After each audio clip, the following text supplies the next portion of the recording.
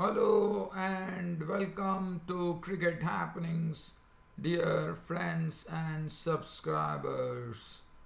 As far as today's Cricket Happenings goes, this on a Good Friday, it is going to be the first day's play in two test matches. The first day's play between England and New Zealand, which is the final test match of the series at Christchurch, where England, who definitely were really plunged to the depths once again by the New Zealand bowlers at 94 for 5, and then at one stage it looked like England would be out for a modest total, but fortunate enough, Mark Wood, who was playing in this match, came to their rescue, and also John Bairstow was the chief architect as far as England were concerned, with Bairstow remaining not out on 97, still carrying on the fight against the New Zealand bowlers, and Mark Wood was the one who gave him admirable company, notching up his maiden 50 in Test cricket. What a time for him to score his maiden Test 50, as England recovered from a situation where they were 164 for 7 at one stage. It looked like they would be bowled out for probably under 200 runs. Mark Wood came as a sort of a real life for England, and Jonathan Bairstow, as I said, was brilliant in his batting as he negotiated New Zealand bowlers very well, and England, thanks to that, closed at 290 for 8 on the first day of the final test match of the two test series between England and New Zealand at Christchurch. And also the other match which I was talking about, the first day's play, is the final test match. After all the controversy, all the happenings, all the goings on that were there as far as Australia were concerned, with David Warner, Stephen Smith and Cameron Bancroft all sent back to Australia. And as you know, Darren Lehman, the coach, is the coach of the Australian team for the last time, as he has also decided to resign after this Wanderers test which is being played at Johannesburg. And Australia made a lot of changes. They were forced to make a lot of changes as David Warner, Cameron Bancroft and Stephen Smith were replaced by Joe Burns, Matt Renshaw, and also Peter Hanscom respectively. And also Australia, on the eve of the match, on the just before the start of the match, they had injury problems, with Mitchell Starc being ruled out not only from this particular test match, also from the Indian Premier League, as he has an injury, and it resulted in Chad Sayers, who has been impressively bowling very impressively in the Australian circuit, finally to get the nod as he made his test debut today against the South Africans. And South Africa, well, they definitely took advantage of whatever had happened with Australia, and South Africa closed at a wonderful score on the first day at 313 for 6, led by a splendid innings from Aiden Markram, who notched up his fourth test century as he made 152. And one could see the languid batting of this wonderful youngster and a very talented South African cricketer. A.B. de Villiers contributed 69, and it was a treat to watch him when he was getting into his groove. So that is the match situation. And also, we'll also have a look at the Zimbabwean cricket team, which actually could not make the cut to the World Cup. And that has resulted in the Zimbabwean captain, Cremer, being sacked as captain, and indications that Brendan Taylor might take over the captaincy. And as far as not only that, they decided to completely remove the group which actually was the sort of the management group where the heat streak, the former bowler, has been removed. Tatinder Taibu has been scouting for Zimbabwean talent all around Zimbabwe, has been removed. Douglas Hondo has been removed, the bowler, the former bowler, and so there have been a lot of wholesale changes. So it has resulted in Zimbabwe being completely not satisfied with Zimbabwe's performance, as they could not make it to the 2019 World Cup. And I think it has been a bit harsh as far as Zimbabwe is concerned. Well, I'll talk about that later. That comes later. But now, after giving you a brief summary, it is about time for me to dwell on the cricket proceedings on the first day of the second test match between England and New Zealand. So England decided to have Mark Wood in their ranks. Chris Woakes was left out. They also decided to leave out the out-of-form Moeen Ali and bring in Leach into the team. Leach is a left-arm spinner who was making his test debut.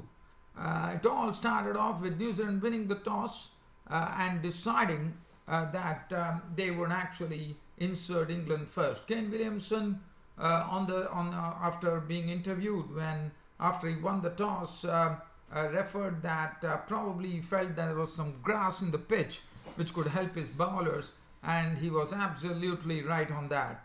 With Trent Boult and Tim Southee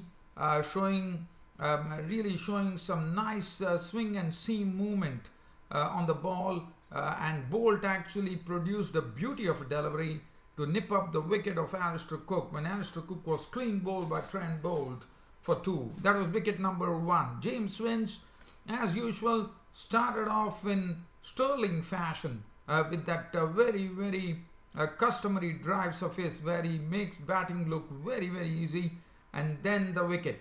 Tim Southee got him in one of those drives. He actually had James Vince LBW for 18 with 3 boundaries, which made the score 38 for 2.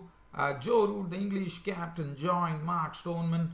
Mark Stoneman was trying to get to grips with the swing and the seam movement that Trent Boult and Tim Southee were generating, and Stoneman and Joe Root entrenched themselves and made sure that lunch would be taken at 70 for 2. After that, after the resumption after lunch, once again the England innings was once again into the mire as 3 wickets fell for 1 run. The first wicket being the captain himself, Joe Root, actually played some wonderful strokes, and just before he got out, I thought it was the shot of the day, and Joe Root beautifully dispatched Tim Southee for a fantastic on drive, where he just went on to drop his wrist and beautifully on drive that in a very smooth manner for a boundary, and it looked like Joe Root was really getting there.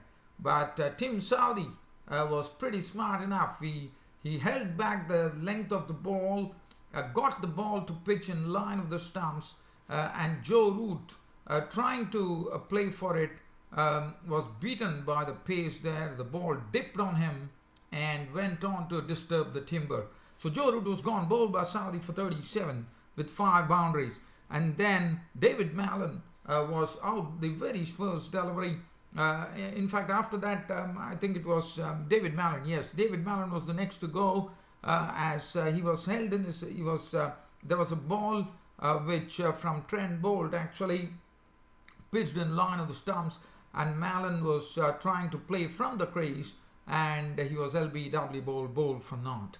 After that, Stoneman went on to poke outside. There's a wonderful delivery from Southee where he forced Mark Stoneman to poke at a ball which was outside the off stump, and Latham taking a well-held catch. And England, as I said, were in real trouble, and things were really harking back to the first test match with the score reading 94 for 5.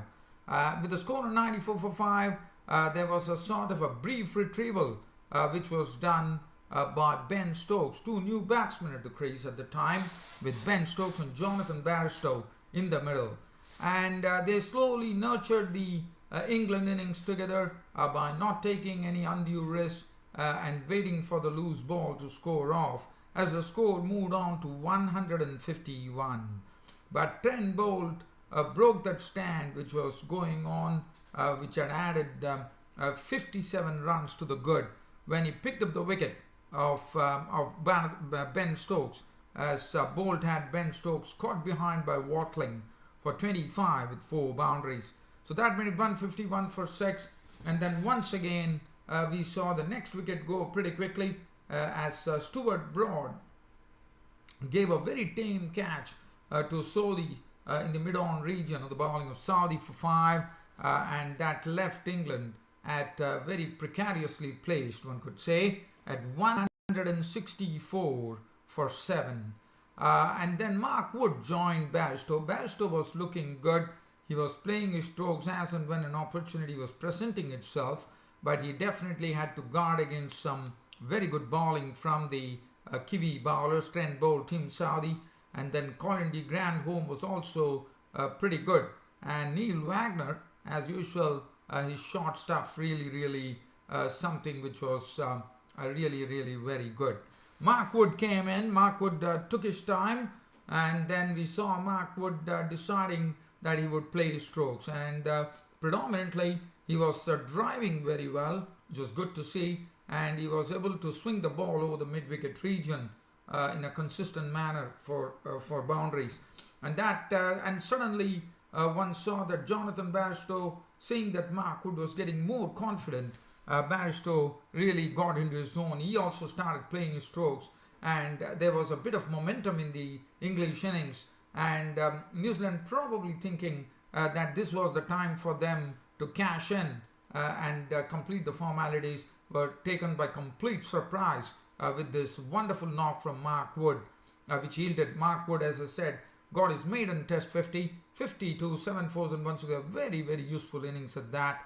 And then finally one saw Leach, the test debutant, walking out, and finally when stumps were drawn for the day, what a partnership from Jonathan Bairstow and Mark Wood, which went on to add a very valuable 95 runs to good effect, as Bairstow at stumps was not out on 97 with 11 fours and 1 6. Leach was not out on 10 with 1 boundary, the test debutant, and England, I would say, were comfortably placed now on the first day, 290 for 8.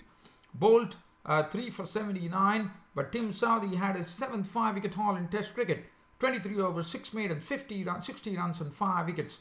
Grandhomme, I thought he bowled well. He returned figures of 17 overs, 4 maidens, run for 44. Wagner was really pressed on to service. Kane Williamson had the fly slip there. When Mark Wood was batting, he tried his best, but Wagner definitely had some short stuff sent. At times he was being hooked. At times it was good leaves by both the batsmen. 20 overs, 5 minutes, none for 69. His Sodhi was a bit costly and never found his spin there. 5 overs, it cost him 31 runs. So New Zealand definitely would be ruining the fact that they were not able to capitalize after having the Kiwis at 164 for 7. Now let's head to the Wanderers in Johannesburg, where it is a new era, and I wouldn't say a new era, but a new beginning for Australia, with two stalwarts, I would say, of Australian cricket.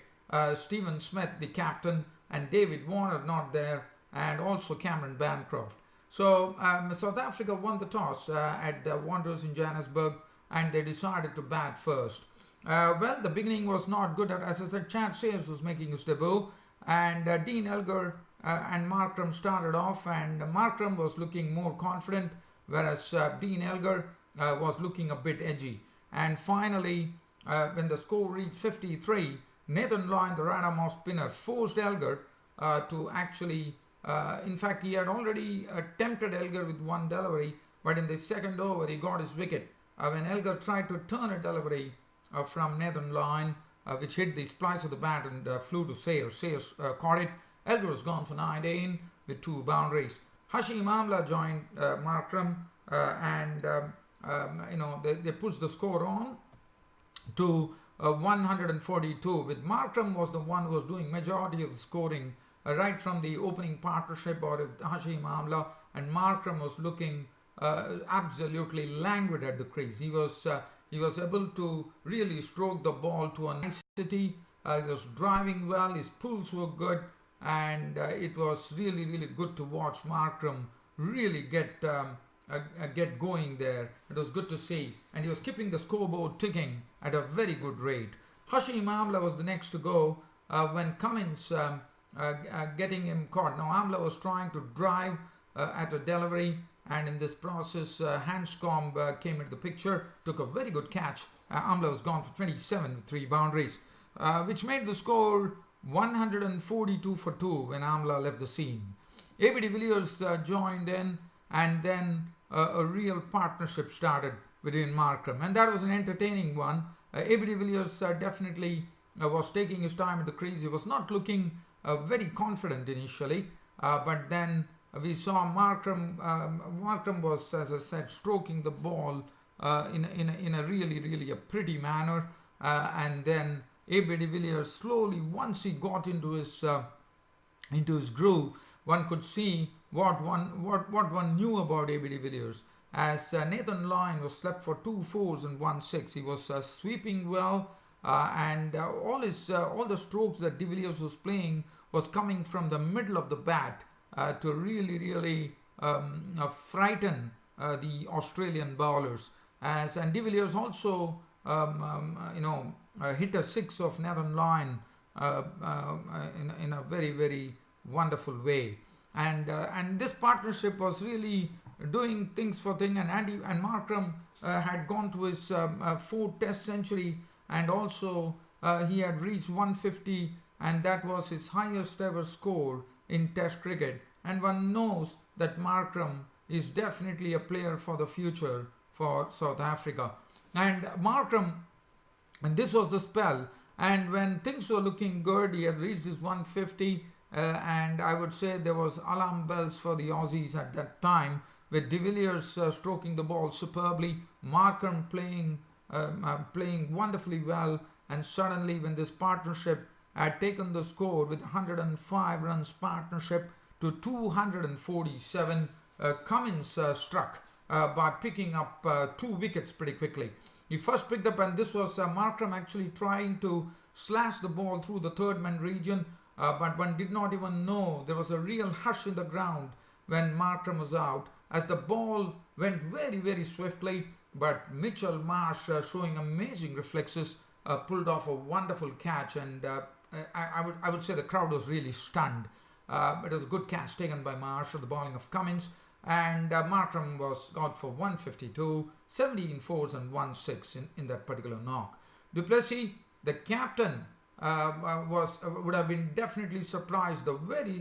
He just came in, and he was playing the very first delivery after Cummins had taken the wicket of Markram, and what a delivery. The ball was pitched in line, a nice in-swinger, and Du Plessis was hit on the pads. In fact, Du Plessis decided to leave the ball at the last moment, and that was a poor judgment by Du Plessis, and Cummins had taken that wicket. LBW bowled Cummins for naught, and Cummins in the next over, he was on a hat-trick, but yes, the hat-trick was averted by Temba Bavuma and the pair of de Villiers.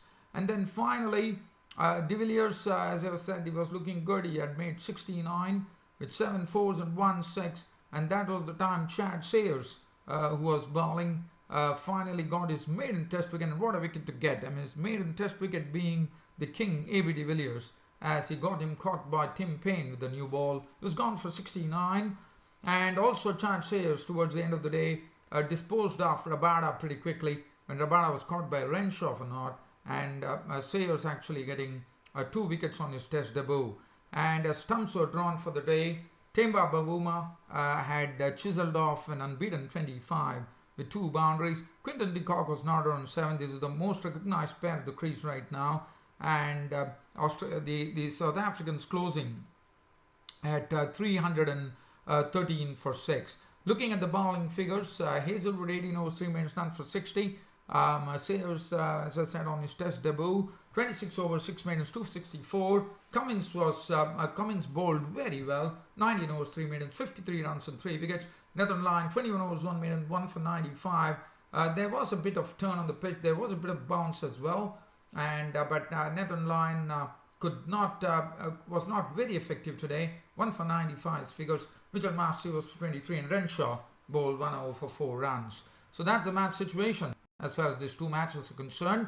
And just on a very lighter note here, the Zimbabwean cricket team has sacked the captain who captained in the World Cup qualifiers, Cremer, and they have also decided to sack the entire coaching staff of the Zimbabwe cricket team as a sort of a punishment, I would say, for not qualifying for the World Cup. Heat streak, Tatinder Taibu, Douglas Hondo, everyone are out, and I think Zimbabwe would probably have a new setup being announced shortly. And according to me, it is very sad because Zimbabwe, I thought, were putting their best foot forward. They did all the best things. They were floating along very well. It's only because of that United Arab Emirates victory which really spoiled the chances and blew them out of the of qualifying for the World Cup. Well, but I think it's a bit harsh on the Zimbabwean coaching staff, and especially Captain Cremer. And according to me, I always have felt that Captain Cremer of Zimbabwe, he has been a very nice captain. Heat streak has been doing a very good coaching job. It was a bit of a surprise for me to see that Zimbabwe have done that. And also talk in circles, being Brendan Taylor being named as captain, and that is something I think is welcome, because Brendan Taylor is a very, very experienced bloke, so he can bring a lot to the table. Well, dear fans and subscribers, it's about time for me to sign off on this daily cricket show, and I'm hoping to see you all on my next cricket show, which will be tomorrow. Thank you.